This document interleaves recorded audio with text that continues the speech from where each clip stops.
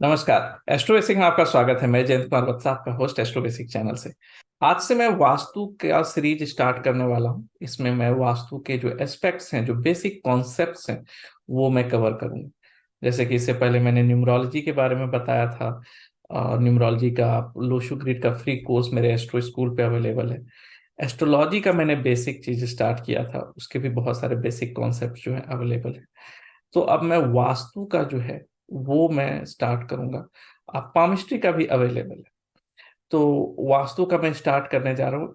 M ये है कि आप वास्तु आगे जाके जहां भी सीखें, जिससे भी सीखें, मुझसे सीखें या कहीं और से सीखें, तो जो बेसिक कॉन्सेप्ट है, जो लॉजिक है, वो आपको पता होना। तो एक बार आप कॉन्फिडेंट हो जाते हैं तो फिर आप एडवांस कोर्स के लिए लॉग इन कर सकते हैं, इनरोल कर सकते हैं। तो वास्तु का जो कोर मतलब कंटेंट है, तो आज इंट्रोडक्शन इस वीडियो में बताऊंगा। उसके बाद फिर हम लोग डायरेक्शन पे, एलिमेंट्स पे, उसके बाद फिर शेप पे और वास्तु के कैसे करके एनालाइज करते हैं, इस चीज पे हम लोग हर अलग सेशन में जो है डिस्कस करेंगे।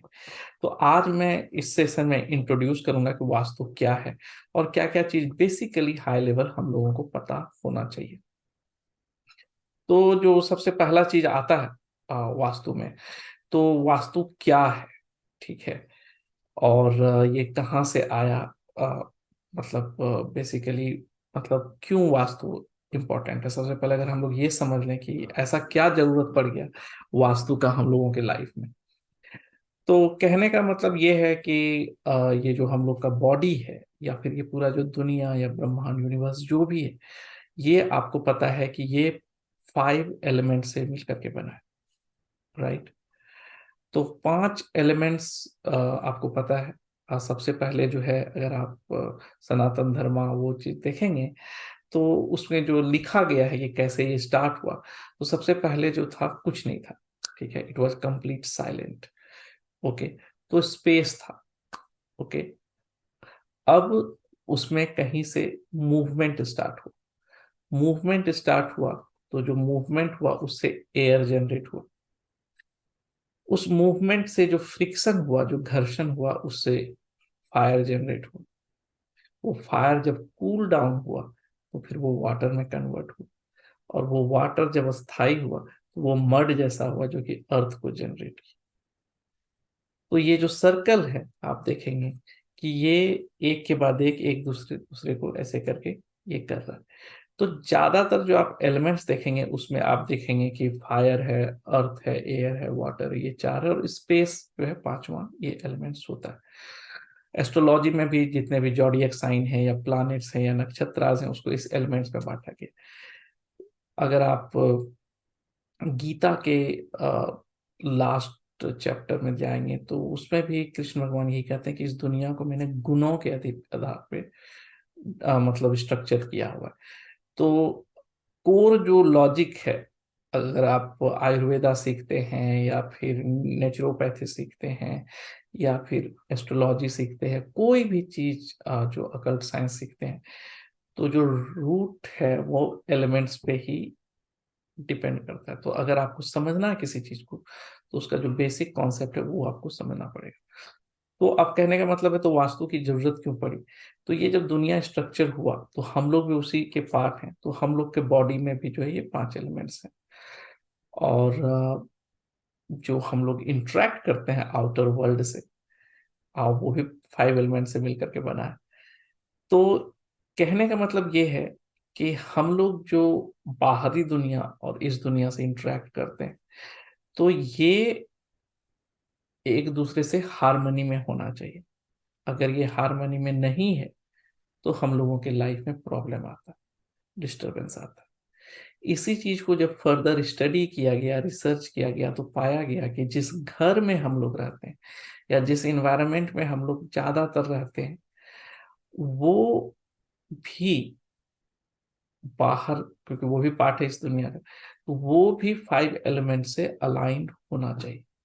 अगर वो अलाइंड है, तो कहने का मतलब है कि अगर जैसे आप अपने घर को इमेजिन कीजिए, अगर वो अलाइंड है तो उसमें एनर्जी का फ्लो प्रॉपर है।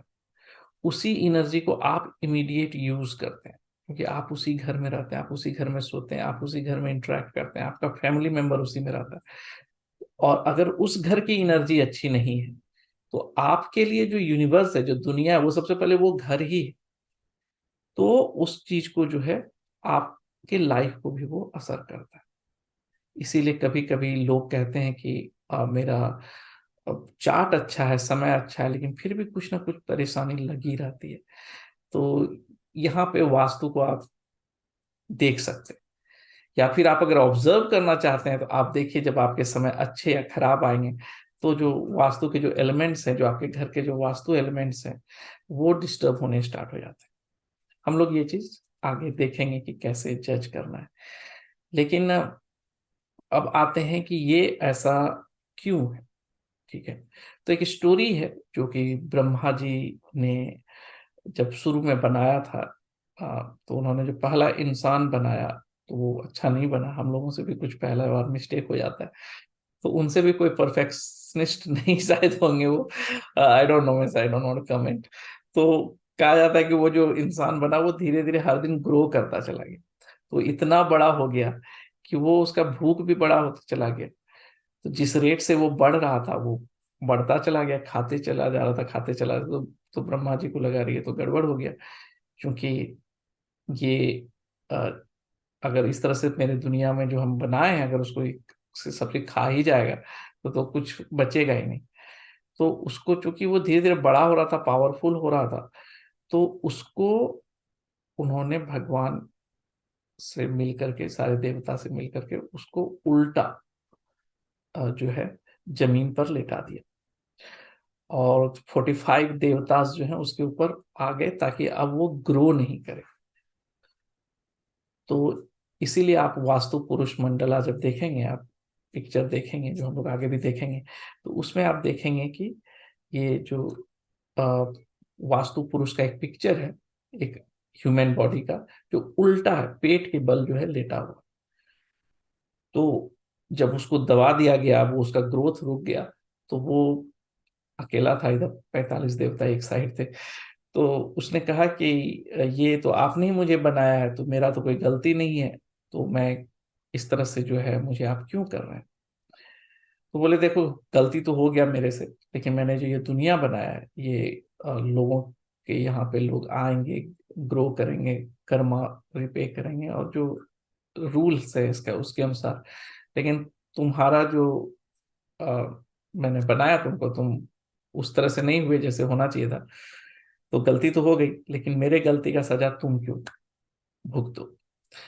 तो इसीलिए हम तुमको ये आशीर्वाद देते हैं, ब्लेसिंग्स देते हैं कि कोई भी चार दीवारी, कोई भी एरिया, जो इवन तो छत हो चाहे नहीं हो, कोई भी फोर बाउंड्री, चाहे वो किसी रूम का ही हो, किसी घर का हो, किसी शहर का हो, किसी कोई भी फोर वॉल, या फोर बाउंड्री वॉल कह दें, या फोर पेरीफेरी कह दें, उससे जो भी घिरा रहेगा उसमें तुम निवास करोगे। और अगर लोग तुम्हारे को अच्छे रिस्पेक्ट से या तुम्हारे अनुसार उस पर स्ट्रक्चर नहीं रहा, तो तुम जो उसका जो ब्लेसिंग्स है वो रिड्यूस हो। और अगर तुमको खुश रखेंगे और तुम्हारे अनुसार तुम्हारा केयर करेंगे, और तुम्हारे जो रूल्स है उसको फॉलो करेंगे, तो उसको हर सुख समृद्धि, ये चीज ग्रोथ मिलेगा। तो हर एक एरिया, वास्तु का लॉजिक यही है कि हम लोग जो वास्तु पुरुष का, ये हिस्टोरिकल है, लेकिन जो लॉजिक है, जो प्रैक्टिकल अगर हम लोग बात करें, तो जो एनर्जी है बेसिकली इस दुनिया में, जो भी चीज है वो एनर्जी है, ये आपको पता है, राइट। तो और हम लोग जिस डायमेंशन में है वो टाइम है, जिसके कारण हम लोग उस चीज को फील करते हैं। ओके, इसीलिए वो घटना घटित होता है। इसी को स्पिरिचुअलिटी में हम लोग शक्ति और पुरुषा कहते हैं। फॉर एग्जाम्पल, मैं ज्यादा डिटेल नहीं जाऊंगा। शक्ति मतलब जैसे आप समझ लीजिए इलेक्ट्रिसिटी है। आपके घर पे इलेक्ट्रिसिटी है तो आप समझ सकते हैं कि आपको जो भी मान लीजिए आपको लाइट की जरूरत है। केवल अगर इलेक्ट्रिसिटी आपके घर में है तो कोई जरूरी नहीं कि आपके घर में लाइट भी हो। उस लाइट को जलने के लिए आपको एक फॉर्म चाहिए। वो फॉर्म जो है बल्ब के रूप में आके आपको लाइट देता है। यही अगर फैन रहेगा तो उसी इलेक्ट्रिसिटी का यूज करके वो आपको हवा देता है, एसी ठंडक देता है। हीटर जो है गर्मी देता है। तो कहने का मतलब सेम इलेक्ट्रिसिटी जो है, सेम एनर्जी जो है, because of different forms and behaviours, वो अलग अलग बिहेव करते हैं, राइट। तो वैसे ही जो देवताज हैं, वो उसी एनर्जी को एक पर्टिकुलर फॉर्म में हम लोगों को रिजल्ट डिलीवर करते। तो वास्तु पुरुष में जो वास्तु का जो स्ट्रक्चर, उसमें 45 देवता है। वो देवता किसी पर्टिकुलर एनर्जी को रिप्रेजेंट करते हैं और पर्टिकुलर वे से काम करते हैं। आपको भी पता है कि एनर्जी ना तो क्रिएट होती है, ना तो डिस्ट्रॉय होती है, ठीक है, वो एक फॉर्म से दूसरे में कन्वर्ट हो जाती है। तो कोई भी एनर्जी ऐसा नहीं कि हम लोग कोई एनर्जी पैदा करें, बस एनर्जी है, उसी को हम लोग कन्वर्ट कर देते हैं किसी और फॉर्म में। तो यही एनर्जी का डिफिनेशन भी है। तो जो प्रैक्टिकली अगर हम लोग बात करें, तो जो सन की जो एनर्जी है वो ईस्ट डायरेक्शन से आती है, और जो अर्थ जो रोटेट होता है, तो नॉर्थ पोल से उसका जो मैग्नेटिक है, तो इलेक्ट्रोमैग्नेटिक वाला जो है वो फोर्स नॉर्थ डायरेक्शन से आता है। तो नॉर्थ डायरेक्शन का इलेक्ट्रोमैग्नेटिक फोर्स और ईस्ट डायरेक्शन का जो सन की एनर्जी है, ये दोनों मिलकर के रोटेट होती है किसी भी चार जो बाउंड्री वाल वाला स्ट्रक्चर हो। तो इसी के कारण जो है घर में जो है एनर्जी फ्लो होती है। तो हर एक जगह को एक अलग डायरेक्शन दिया गया है, जो हर एक डायरेक्शन का कुछ रोल है, हर एक एलिमेंट्स का कुछ रोल है। तो ये हम लोग आगे में देखेंगे, अगले सेशन में देखेंगे सेपरेटली। ओके, तो लॉ जो है, रूल जो है, वो यही है कि जो फ्लो ऑफ एनर्जी जो आपके घर का है या कोई भी चार दीवारी के अंदर का है, वो एनर्जी का फ्लो रुकना नहीं चाहिए। अगर वो एनर्जी स्टक हो जाता है कहीं पे, तो आपको उस एरिया में प्रॉब्लम क्रिएट होता है। अब ये फर्दर रिसर्च किया गया और वहां देखा गया है कि जो हर एक डायरेक्शन का, हर एक एलिमेंट का अपना कुछ क्वालिटी है, जो ह्यूमन लाइफ में, जो हम लोगों के लाइफ में डिलीवर करता है। तो चूंकि उस चीज को बेस लेकर जब हम लोग एनालिसिस करते हैं, तो ये अब एस्ट्रोलॉजी के थ्रू जो आपका चार्ट है, जो आपके प्रारब्ध कर्मा है और इस जन्म में जो कर्म है, वो भी आपके वास्तु पे बहुत ज्यादा डिपेंड करते हैं। जब फर्दर रिसर्च किया गया तो पता चला कि जो एनर्जी है, जो आपके घर की एनर्जी है, वो आपको डायरेक्टली इन्फ्लुएंस करती है। तो इसलिए वास्तु का इंपॉर्टेंस और ज्यादा बढ़ जाता है। तो एस्ट्रो वास्तु का जो कोर्स है, प्रोफेशनल कोर्स, वो भी मैं स्टार्ट कर रहा हूँ 19 से। पहला सेशन जो है वो फ्री है, आप रजिस्टर कर सकते हैं, नीचे लिंक डिस्क्रिप्शन में दिया गया है, या फिर आप मेरे पूरे कोर्स में भी इनरोल कर सकते हैं। तो क्विकली देखते हैं, समराइज करते हैं जो मैंने अभी तक डिस्कस किया कि वास्तु क्या है। तो वास्तु क्या है? तो वास्तु जो है open space enclose by walls on all side. उसके ऊपर रूफ हो या नहीं हो, छत हो चाहे नहीं हो, वो वास्तु कहलाता है, ठीक है। और हर ऐसे स्पेस पे जो चार दीवारी होता है, उसमें एनर्जी का फ्लो होता है, ठीक है। और ये जो आप देख रहे हैं, इसको बेसिकली पहला 3x3 ग्रिड में दिया जाता है। उसके बाद उस 3 को फर्दर 3x3 किया जाता है, तो 9x9 ग्रिड में किया जाता है। और ये जो आप बॉडी देख रहे हैं, इसी को वास्तु पुरुष कहते हैं, ओके। और एक बेसिक बहुत इजी सा तरीका है कि जहां पर भी प्रॉब्लम है और वास्तु पुरुष का बॉडी का पार्ट, जिस भी एरिया मान लिया जाए इस जगह पे प्रॉब्लम है आपके घर का, तो बहुत ज्यादा चांस है कि ये वाला जो नी वाला जो एरिया, यहाँ पे दिक्कत हो, इस पैर में। अगर इस जगह पे दिक्कत है तो फीट वाले में प्रॉब्लम होगी, अगर ब्रह्म स्थान में दिक्कत है तो बैक बोन, रीढ़ की हड्डी में प्रॉब्लम। तो ये बहुत इजी हो जाता है इस वास्तु पुरुष को देख करके। यहाँ पे दिया गया है कि क्या है वास्तु का डिफिनेशन। तो the main aim of the vastu is to create building space live in harmony with subtle nature. तो बेसिकली इस दुनिया जो बैलेंस का नाम है। तो जो बाहर की जो एनर्जी है वो आपके इस प्रेमिसेस की एनर्जी से अलाइन रहती है, तो एक अच्छा फ्लो होता है, ठीक है। तो एक उसी फ्रीक्वेंसी, उसी रिदम में होना चाहिए। और सेम चीज जो हम लोगों ने डिस्कस किया, तो चूंकि हम लोग इसके अंदर रहते हैं, तो अगर हम लोग भी अलाइन है उस वास्तु से, तो वो बहुत अच्छा होता है। वास्तुशास्त्र का अगर हम लोग देखें, तो लिटरली मीनिंग जो है साइंस ऑफ आर्किटेक्चर, ठीक है। वास्तुशास्त्र is a Vedic science that explains the difference between pleasant and distressing frequencies generated in premises. तो जो अच्छी एनर्जी और जो खराब एनर्जी है उसका जो फ्रीक्वेंसी जनरेट होता है किसी भी प्रेमिसेस के अंदर, उसी को वास्तुशास्त्र जो है एक्सप्लेन करता है। ठीक है, ये basically traditional Indian system, Wikipedia में आपको मिल जाएगा इसका डिटेल।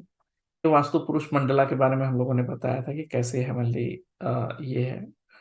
और ये डायग्रामेटिकल रिप्रेजेंटेशन है आर्किटेक्चर डिजाइन का। अगर आप देखेंगे तो ये 3 है, यहाँ पे 3 बॉक्सेस हैं, फिर 3 बॉक्सेस हैं, ऐसे करके 3 बाय 3 है। और ये जो पॉइंट्स हैं ये सबको मर्मा पॉइंट्स कहते हैं। और सजेस्ट किया जाता है कि जो बिल्डिंग हो ये मार्मा पॉइंट के ऊपर कोई वॉल नहीं हो, नहीं तो ये बहुत ज्यादा पॉइंट दिक्कत करता है। ये बेसिकली हम लोग के अंदर के जो इनर्जी पॉइंट, हम लोग के बॉडी में भी मार्मा पॉइंट्स हैं 108 से ज्यादा है, लेकिन 108 जो है बहुत ही कॉमन है। वैसे ही इसमें भी अगर आप देखेंगे 9 बाय 9 का ग्रिड, तो आपको मार्मा पॉइंट्स मिलेंगे। यही बेसिक डायग्राम है। और इसमें जो ये छोटे छोटे जो नाम है जो दिख नहीं रहा होगा आप लोगों को, ये सब सभी देवतास के नाम है। जैसे ईस्ट डायरेक्शन में जो है 8 दिक्पाल आप सुने होंगे, डायरेक्शन के मालिक जो कि प्रोटेक्ट करते हैं इस दुनिया को। अगर आप पुराने मंदिर भी जाएंगे तो वहां पे आपको हर एक मंदिर के चारों कॉर्नर पे जो है आपको एक बंदा मतलब पिक्चर मिलेगा भगवान का, जो कि वो दिक्पाल होते हैं, जो कि प्रोटेक्ट करते हैं। तो जैसे ईस्ट डायरेक्शन के इंद्र हैं, नॉर्थ डायरेक्शन के कुबेर हैं, वेस्ट डायरेक्शन के वरुण हैं, और साउथ डायरेक्शन के यम है। तो ये 4 डायरेक्शन है, बाकी ये कॉर्नर वाले हैं। वैसे करके उसको 8, किसी को फिर 16 में फर्दर डिवाइड किया जाता है।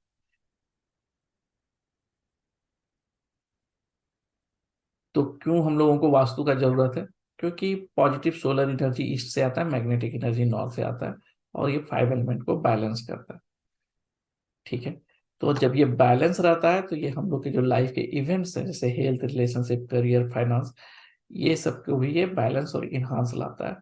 और एक रूल जो है, जो मैंने एस्ट्रोलॉजी में अपने 21 ईयर्स के करियर में समझा, कि सब चीज पॉजिटिव ही है, लैक ऑफ पॉजिटिविटी ही निगेटिव होता है।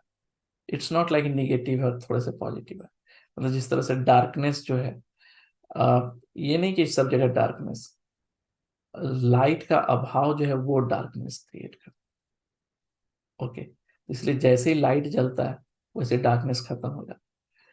तो वैसे ही सारे चीज पॉजिटिव ही हैं। कभी कभी हम लोग की जो एनर्जी है वो उस जगह पे कम रहती है या फिर उतनी स्ट्रांग नहीं रहती है, तो उसके लैक के कारण हम लोग जो प्रॉब्लम फील करते हैं।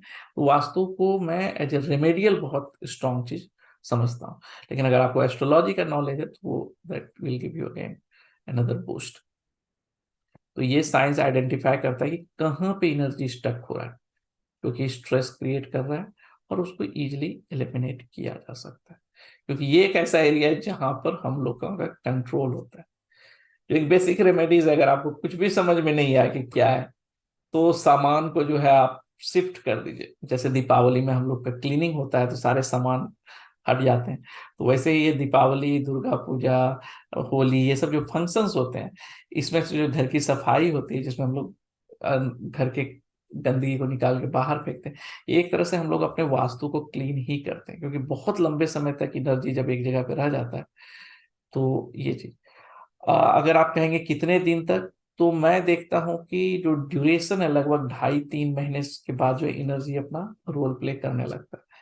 तो और इसलिए आप वास्तु में जो रिजल्ट देखेंगे, निगेटिव रिजल्ट किसी भी घर में, तो वो 2.5 साल में जो है 21 महीने से 2.5 साल के बीच का समय रहेगा। ठीक है, या फिर 7.5 साल का रहेगा। मतलब सैटर्न वाला जो रोटेशन है, जो कर्मा है, वो भी कहीं ना कहीं वर्क होता है। तो आप देखेंगे ज्यादातर जो निगेटिव इफेक्ट है घर का, वो या तो 21 महीने से 2.5 साल के बीच में मिलेगा आपको, नहीं तो 7 साल में मिलेगा, 7.5 साल में मिलेगा, ऐसे करके। तो 3 तरह के वास्तु होते हैं, स्थगित होते हैं, चलत होते हैं, नित्य होते हैं। ठीक है, तो जो फिक्स्ड वास्तु होते हैं इसी पे हम लोग ज्यादातर डिस्कस करते हैं, क्योंकि ये जो वास्तु है ये ऑलरेडी डिजाइन है, कंस्ट्रक्शन, बिल्डिंग है, उस चीज के ऊपर है। चलित वास्तु जो है जिसमें से हम लोग आ, मुहूर्त को देख करके, जैसे ग्राउंड ब्रेकिंग सेरेमनी हो गया कि आज से घर का स्ट्रक्चर स्टार्ट होगा, ये होगा, तो इस पे ज्यादातर लोग डिस्कस नहीं करते, ये मुहूर्त के अंदर आता है। और तीसरा नित्य है, जो कि डेली प्लैनेट मूवमेंट के अनुसार जो है वास्तु को डिजाइन किया जाता है, कि आज का पंचांग क्या कहता है, ये चीज। तो ये दो उतने फेमस नहीं है, तो पहला वाला ही फेमस है। ये कुछ शेप हैं। दिस इज आइडियल शेप कहलाता है वास्तु में, जो कि सात्विक एनर्जी के बारे में बताता है। ये वाला शेप जो है राजसिक एनर्जी, और ये जो है वो तामसिक एनर्जी के बारे में बताता है। तो हम लोग शेप पे थोड़ा सा और फर्दर अलग सेशन में डिस्कस करेंगे।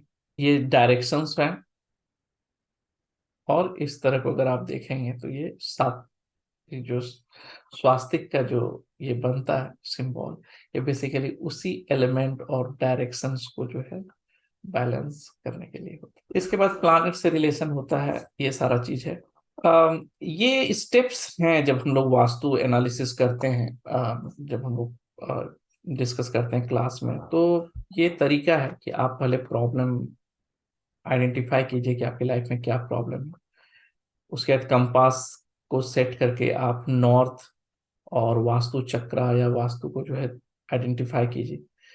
सिम्टम्स को देखिए कि मैच कर रहा है क्या क्या, उसके जो प्रॉब्लम है वो आपके एनालिसिस के अनुसार मैच कर रहे हैं। अगर मैच कर रहे हैं तो 7 स्टेप्स जो है वास्तु के, जो मैं डिस्कस करता हूँ अपने क्लास में, तो वो उसके बाद रेमेडीज अप्लाई कीजिए, 2-3 वीक वेट कीजिए, फाइनल रिजल्ट। अगर आपको सिम्टम्स मैच नहीं कर रहा है तो कहीं ना कहीं आप गड़बड़ कर रहे हैं अपने एनालिसिस में। तो ये फ्लो है, इस चीज को आप फॉलो कर सकते हैं। तो अगले सेशन में मैं डिस्कस करूंगा एलिमेंट्स के बारे में। अ, उसके बाद डायरेक्शन, शेप, इस पे जाऊंगा, और फिर हम लोग समझेंगे कि कैसे करके वास्तु को अप्लाई कर सकते हैं। और अगर आप लोग वास्तु सीखना चाहते हैं तो प्रोफेशनल कोर्स जो है इस 19 अगस्त से स्टार्ट हो रहा है, तो आप लोग ज्वाइन कीजिए। Thank you very much. Link सारा नीचे डिस्प्ले हो रहा होगा या डिस्क्रिप्शन में दिया होगा। तो मिलते हैं अगले सेशन में, तब तक के लिए नमस्कार।